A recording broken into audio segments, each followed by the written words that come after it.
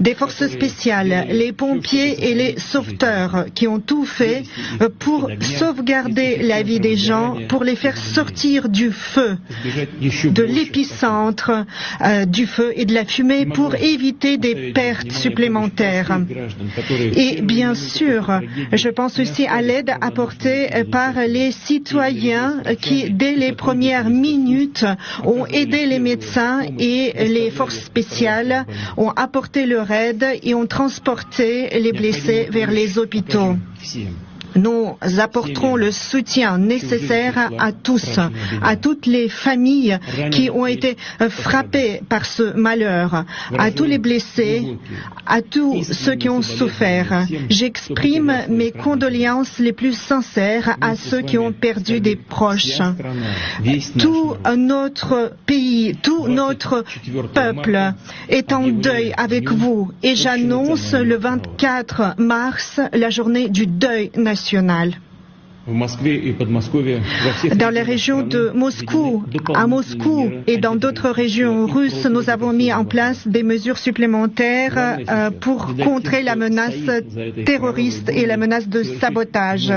Le plus important, c'est de ne pas permettre à ceux qui sont derrière cet attentat sanglant de commettre d'autres crimes. En ce qui concerne des opérations d'enquête et de recherche, je peux dire que tous les 4 personnes qui ont commis cet attentat terroriste, tous ceux qui ont tiré et ont tué des gens, ont été retrouvés et arrêtés. Ils essayaient de se cacher, ils se dirigeaient vers l'Ukraine où, d'après les données préliminaires, la partie ukrainienne leur avait préparé un passage pour franchir la frontière entre la Russie et l'Ukraine. 11 personnes ont été arrêtées en tout et les services spéciaux fédéraux et les services de l'ordre travaillent pour trouver tous les complices de ces terroristes, tous ceux qui leur ont fourni les transports, les itinéraires de repli, les caches d'armes.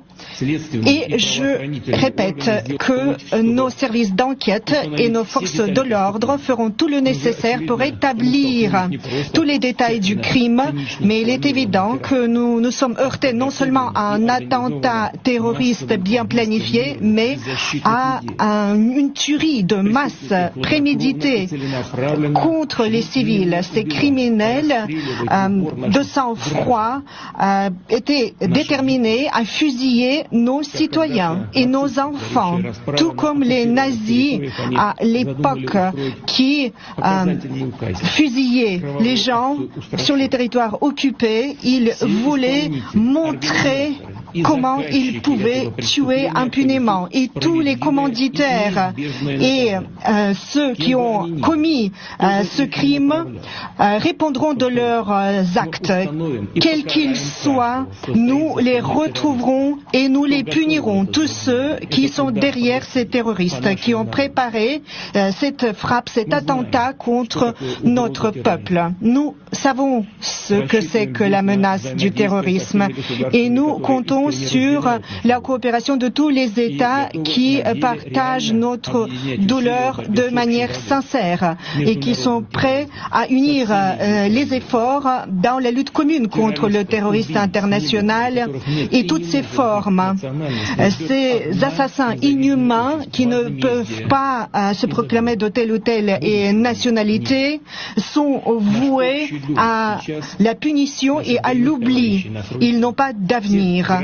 Notre devoir commun de tous ceux qui combattent sur le front et de nos citoyens est maintenant de former nos rangs, de souder nos rangs et je suis persuadé que tel sera le cas et rien ne pourra ébranler notre unité et notre volonté, notre courage et la force du peuple russe uni. Personne ne pourra semer les graines contaminées de la haine et de la discorde dans notre société pluriethnique.